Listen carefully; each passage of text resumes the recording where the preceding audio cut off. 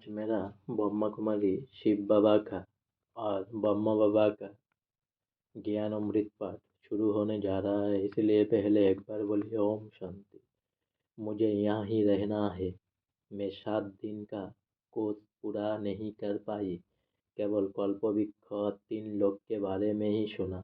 इसी बीच में गुरुवार को अहमदाबाद के पालही सेवा केंद्र पर मेरा जाना हुआ। उस दिन तब अहमदाबाद में एक ही सेवा केंद्र था, वो मकान अभी बदली हो गया है।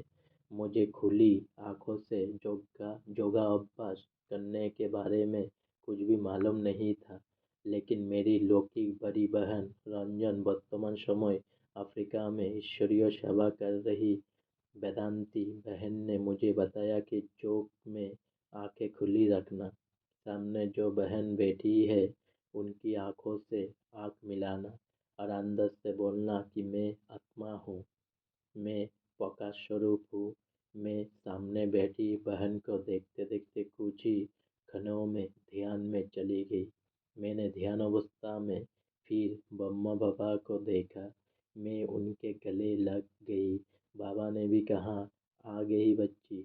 मैंने कहा, जी बाबा। फिर तो मुझे नहीं, सत्युग की दुनिया के स्वयंवर रासमंडल गोपिया आदि के साक्षात्कार हुई। काफी समय बर्तन में ही बहलती रही।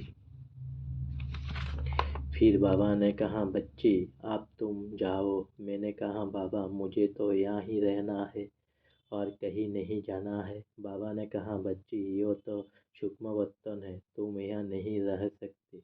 तुम्हें तो जाकर बाबा की बहुत सेवा करनी है। मैं बाबा की बातों से ज़्यादा अपनी बात को लिए बैठी थी कि नहीं बाबा मुझे तो यहाँ ही रहना है।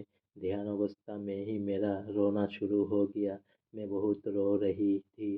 तब बाबा ने कहा, बच्ची बाबा तुमसे वायदा करता है कि जब भी तुम बाबा को दिल से याद करोगे, बाबा तुम्हें अपने पास बर्तन में बुला लेगा।